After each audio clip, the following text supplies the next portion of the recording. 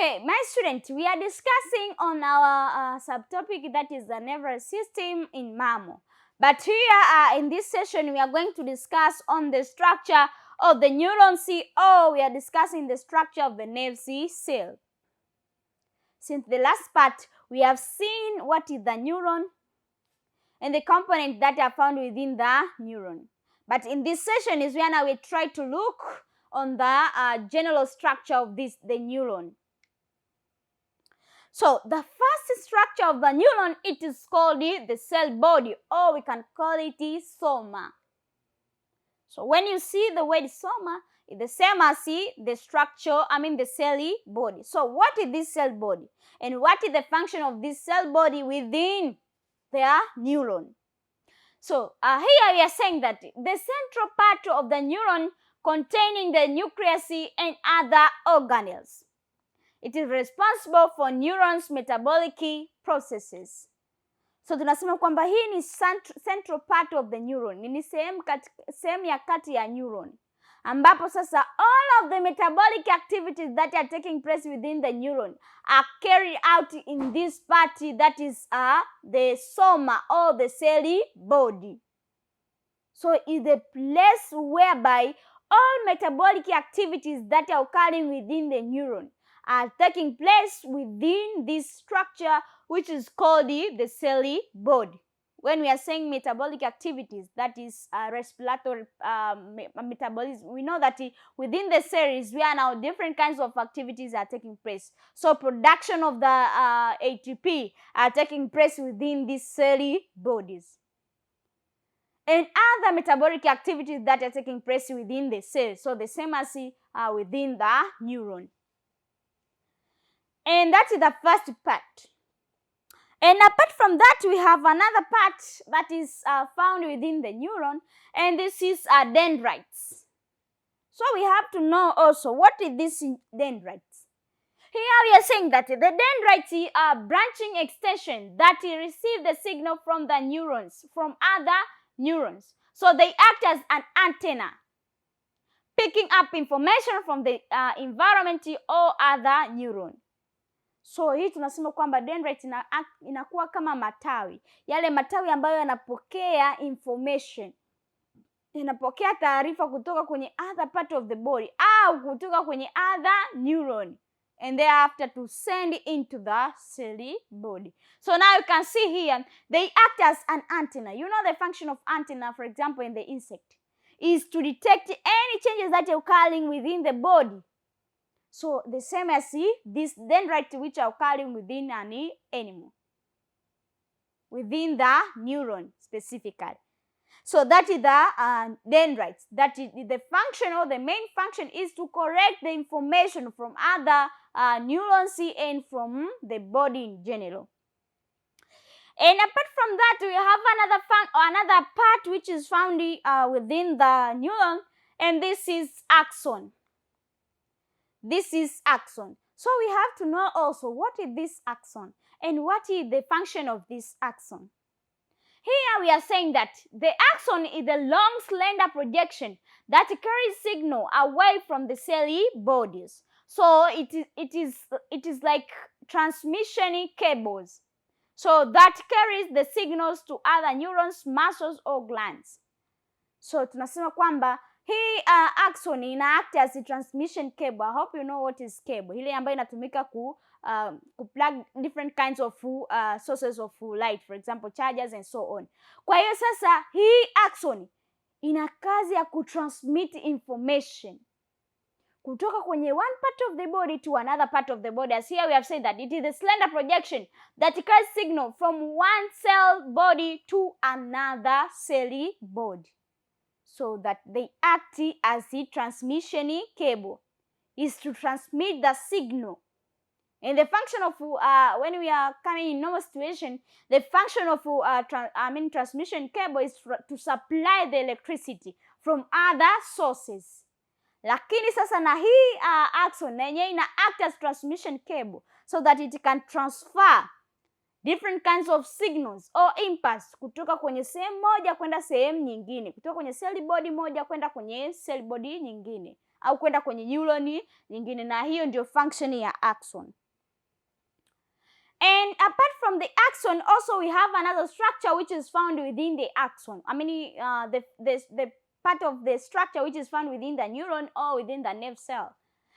And this is myelin sheath. That is myelin sheath. So what is the myelin sheath now? Here we are saying that a myelin sheath, a fat covering that insulates the axon, speed up the transmission of the signal, is like insulation or an electric wire. Tunasema kwamba hii myelin sheath inafanya kazi ya kukava ile au tunasema kwamba inakava ile axon in general. So coverage or insulation of the axon ndio ina bring about conduction of the impulse very fast, or to speed up the conduction of impulse very fast from one neuron to another neuron, very fast and very quickly.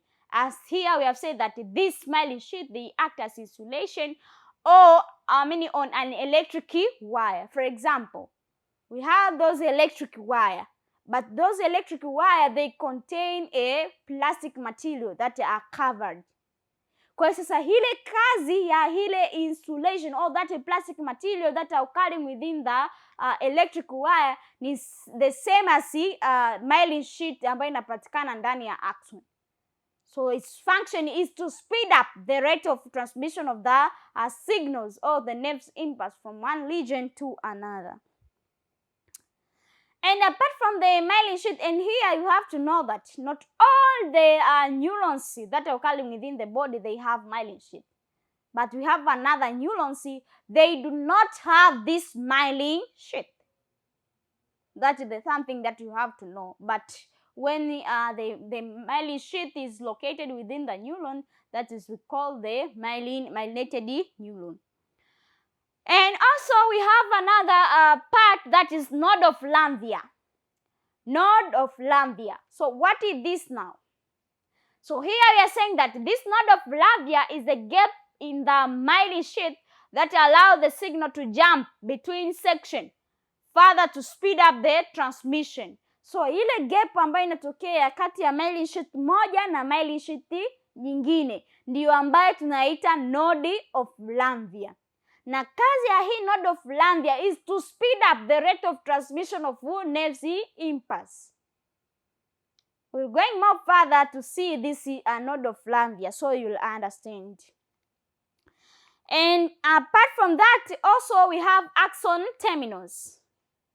What is this axon terminals now? Here we are saying that axon terminal are the end of the axon, is where the signals is transmitted to the next neuron or targeted cells.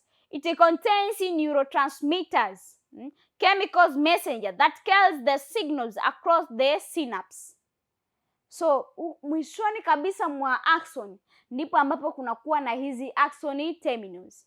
Hizi axon terminals, as we have said here, these are located on the end of the axon, but also they are specialized in transmission of the signal from the next neurons.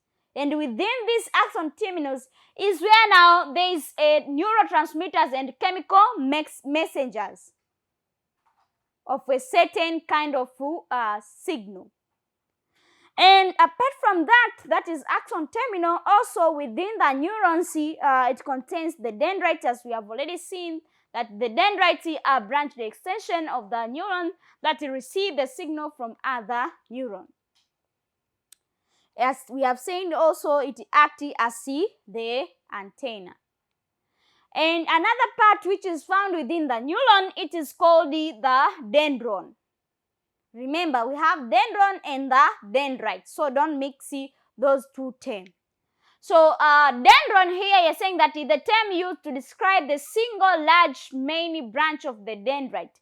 So it acts as a main link, main trunk of a tree, which with the smaller branches, that is dendrites, extending from it. So here hapa ndio tunaita is the term that you describe single or large branches of dendrites. So zile dendrites zimetokea kwenye hii structure ambayo inaitwa dendron. So dendron ndio ambayo ina give rise to the dendrites. And the extension or the branching of the dendron ndio ambayo ina bring about the dendrites. As I have said, the dendron ndio ambayo ina bring about the dendrites. So, and apart from dendron, also we have the strand cell nucleus. So what is this now, strand cell nucleus? Here we are saying that the strand cell nucleus, strand cell are specialized glia cells that wrap around the axon in the peripheral nervous system, forming the myelin sheath. We have discussed about this strand cell when we are discussing on the neuroglia cells. So hii inapatikana kwenye peripheral nervous system. It is obvious. And also this is strand cell nucleus, yes, it is responsible for controlling the strand cells activities, including the production of the myelin sheath. So hii strand cell ndio ambayo iko responsible kwa ajili ya kuproduce myelin sheath within the neurons. And lastly, we have the nucleus. So within the neuron also we have the nucleus. This is the central control center of the nucleus, located within the cell body or the soma. So inapatikana ndani kabisa ya cell body or within the soma. As we have said that it contains neurons, genetic materials, and it is responsible for directing the neuron activities, including the protein synthesis and the other metabolic process, that is production of energy and so on, are carried out through the cell body, but with the influence of this nucleus. So my students, we have to see this diagram before we complete our session. So now this is the structure of a typical neuron. As I have said, within the neuron is where now we have the cell body. This one generally it is called the cell body. And within the cell body is where now the nucleus are located. Is where now all metabolic activities are taking place or are controlled by this nucleus. So, and also we have dendron. This one is called the dendron. But dendron ndio ambayo ina bring about the dendrites. So this one are the dendrites. This one, the nursery bodies that are found within the cell body or soma of the neuron. And also we have this myelin sheath that help in insulation of the axon, so as to speed up the rate of transmission of the signal. And also we have this node of Lamb, as you can see here, the gap that is found between one myelin sheath and another myelin sheath. But the whole structure from here up to here, it is called the axon. It helps in transmission of the impulse from one region to another region. But also we have strand cell nucleus, which is responsible for production of the myelin sheath. This one is the axon terminal. Within it, there is chemicals that are transmitted from one cell to another cell, or from one nerve cell to another nerve cell, for transmission of the nerve impulse. So my students, after we have seen now the structure of this typical neuron, and this marks the end of our today's session. So thank you for your attentively listening. Bye bye. Have a nice moment.